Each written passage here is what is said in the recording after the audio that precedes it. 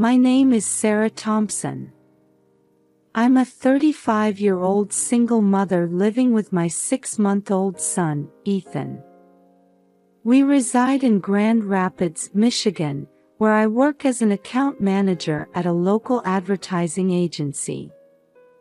Ethan was born on a cold November night last year. After 36 hours of labor, he came into my life with a healthy cry.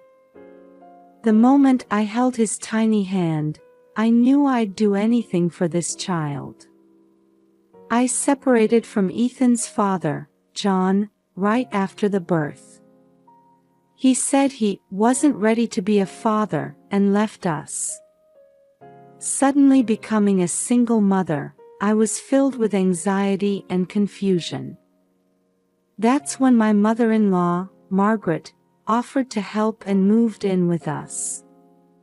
She was 67 and had been living alone since her husband passed away.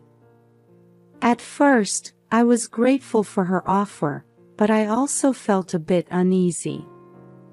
Margaret actively helped with Ethan's care even after I returned to work. Her presence was truly reassuring. For me, working from early morning to late at night, Margaret's help was indispensable. However, after a few months of living together, I began to feel uncomfortable. Margaret's childcare methods differed greatly from mine. For example, she insisted that you shouldn't pick up a baby immediately when it cries, and would sometimes ignore Ethan when he cried. Margaret also frequently interfered with my parenting methods. I often heard words like, "Young mothers these days spoil their children too much," and, "In our day, we raised kids more strictly." Her words sometimes hurt me, but being in a position of receiving help, I found it hard to object. Meanwhile, Ethan grew day by day. His first smile, his first roll over, and recently, he started making sounds that sounded like "Mama." Watching his growth was my greatest joy. One weekend night, I came home unusually early. As I entered the house, I heard Margaret's voice soothing Ethan in the living room. "Now, it's time to sleep. Grandma will put you to bed." I decided to wait quietly outside the room to observe for a moment. However, I didn't know then that this night would drastically change our lives. As I waited outside the living room, I watched Margaret's bedtime routine. Her voice was gentle, as if she had been caring for babies for years. But at that moment, a small doubt sprouted in my heart. Was Margaret really caring for Ethan with his best interests at heart? The next morning, as I was preparing to go to work, Margaret suddenly came into the kitchen. "Sarah, I saw how you put Ethan to bed last night. You need to be stricter," she said. I turned around in surprise. "What do you mean?" Margaret continued, "You shouldn't pick up the baby immediately when it cries. It's important to let them cry a little to develop independence." I couldn't hide my confusion at her words. "But Ethan is only 6 months old. I think it's too early to demand independence from a baby." Following this conversation, Margaret's interference in childcare increased dramatically. She constantly negated my parenting methods and tried to impose her own ways. "You're breastfeeding too often, you're holding him too much, reading picture books is pointless at this age." I was bombarded with criticism almost daily. I gradually began to accumulate stress. While grateful for Margaret's presence, I was pained by her overly intrusive attitude. When I returned from work, I felt like Margaret was even taking away my time to care for Ethan. One day, I mustered up the courage to say to Margaret, "Mom, I'm Ethan's mother too. I have my own way of raising him." However, Margaret looked at me coldly and replied, "You're too young to understand. Follow my experience." These words almost broke something inside me. I felt deeply hurt, as if my ability to parent had been denied.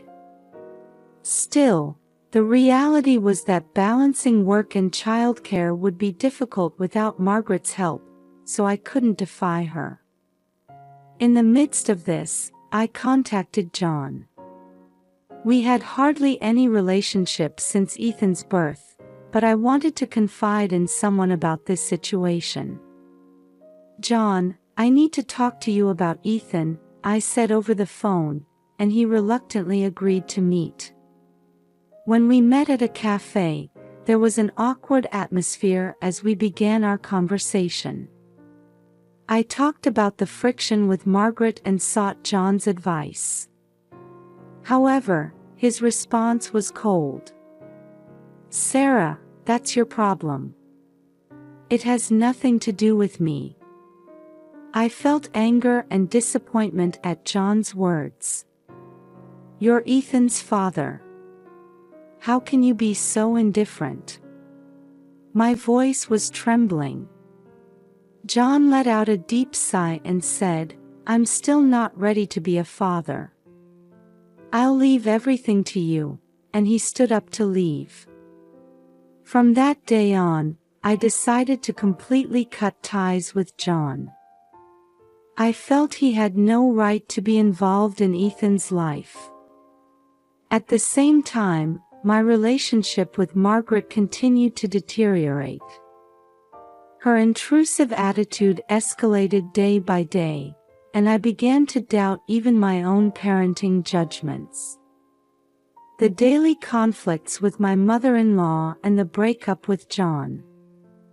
The stress of parenting reached its peak, and I was exhausted both mentally and physically. Still, every time I saw Ethan smile, I strongly felt that I had to overcome these difficulties. That night, I came home late from work, completely exhausted. The clock showed 11 p.m. As I quietly entered the house, I found Margaret watching TV in the living room. "Welcome back, Sarah," Margaret said in a cold tone. "Ethan is already asleep. He was particularly easy to handle today." I felt slightly relieved but also sensed something was off. Usually, Ethan would cry a lot at night, and it was always a struggle to put him to sleep. "I see. Thank you," I replied as I headed towards Ethan's room. As I opened the door, I could hear Ethan's faint breathing in the dimly lit room. As I approached to check on him, my heart nearly stopped. Foam was coming out of Ethan's mouth. "Ethan!" I cried out involuntarily. I quickly picked him up, and his body was abnormally hot and limp. "Ethan, open your eyes. It's Mama." Hearing my scream, Margaret rushed into the room. "What happened?" "Ethan is foaming at the mouth," I explained desperately. "His breathing seems labored, and his body is hot." However, Margaret's reaction was unexpected. "Don't exaggerate. You're just overreacting." I stared at Margaret in disbelief. "This is not an overreaction. There's clearly something wrong with Ethan." Margaret, trying to appear calm, said, "Sarah, you're not used to childcare, so you panic over little things. Ethan is just in a deep sleep." I was shaking with anger and anxiety. This is not normal sleep. I'm calling an ambulance. As I reached for the phone, Margaret grabbed my arm. Stop it. There's no need to take him to the hospital. At that moment, something snapped inside me. I shook off Margaret's hand and said firmly, Ethan is my son. I will protect him. I quickly grabbed my cell phone and dialed 911. Please help, my baby is foaming at the mouth and seems to be having trouble breathing, I explained while following the operator's instructions and holding Ethan close. As the sound of the ambulance siren approached, Margaret stood in the corner of the room with a disgruntled expression. You're really overreacting. By tomorrow, you'll see everything is fine. But I couldn't hear her words. Feeling Ethan's small body hot and trembling in my arms, I was just desperately waiting for the paramedics to arrive. The paramedics arrived and quickly assessed Ethan's condition. We need to transport him to the hospital immediately, they said, and I let out a sigh of relief. As I was about to get into the ambulance, Margaret called out, I'll come with you. I replied without hesitation, no, thank you. I'll be fine on my own. Margaret looked surprised, but I had no time to worry about her feelings. As the ambulance doors closed and we headed to the hospital with sirens blaring, I held Ethan's tiny hand tightly. It's okay, Ethan. Mama's here, I whispered. You're going to be all right. In the ambulance, I reflected on the recent events. Margaret's abnormal reaction, Ethan's unnatural state, and my own intuition. I had a feeling that something much bigger was lurking beneath the surface. When we arrived at the hospital, Ethan was immediately taken to the examination room. I waited in the waiting room, trembling with anxiety and fear, for the doctor's diagnosis. At this point, I still didn't know about the terrifying truth that was about to be revealed. In the hospital waiting room, I spent a long time praying for my son's safety. Eventually, Dr. Thompson appeared and called me into the examination room. Mrs. Thompson, please have a seat, his expression was serious. We need to talk about Ethan's condition. I sat down with trembling hands and listened to the doctor's words. We've got Ethan's blood test results. A significant amount of benzodiazepine class drugs was detected in his system. I was at a loss for words. Drugs. But how? Dr. Thompson continued cautiously, this type of drug is typically used to treat anxiety or insomnia. However, it should never be administered to someone of Ethan's age. His symptoms are clearly due to an overdose. Various thoughts swirled in my head. I couldn't understand how Ethan could have ingested such drugs. Mrs. Thompson, in situations like this, we are obligated to report to Child Protective Services, the doctor said quietly. At those words, I came to my senses. Wait, please. I would never do anything to harm my son. There must be some explanation for this. Dr. Thompson looked at me with sympathetic eyes. I understand. However, this is a serious situation. Ethan's safety must be our top priority. When I returned to the hospital room, my heart ached at the sight of Ethan receiving an IV drip. Looking at the tubes connected to his small body, I made a decision. I must uncover the truth behind this. When I got home, Margaret was already asleep. I quietly entered Ethan's room and started searching for any clues. Around the crib, in the toy box, inside the dresser, but I found nothing. Suddenly, my eyes turned to Margaret's room. It would be an invasion of her privacy, but for Ethan's safety, I had no choice. I quietly snuck into her room and my attention was drawn to the nightstand drawer. When I opened it, I found several bottles of pills inside. Checking the labels, I saw they were the benzodiazepine class drugs the doctor had mentioned.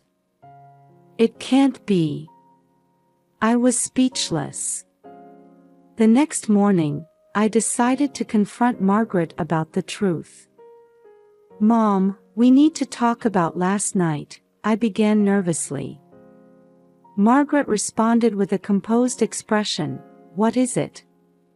Drugs were detected in Ethan's body. "The same kind you have." Margaret's expression froze for a moment. But she quickly composed herself. "What are you talking about? What about my medication? Mom, please be honest. Did you give Ethan your pills?" Margaret suddenly became furious. "How dare you say such a thing? I would never hurt Ethan." This reaction only strengthened my suspicions. However, I still lacked decisive evidence. That afternoon, I contacted John. I explained the situation and asked for his cooperation. "Sarah, that's terrible. But what can I do?" John answered hesitantly. "John, you're Ethan's father. Let's uncover the truth together." After a long silence, John sighed. "All right.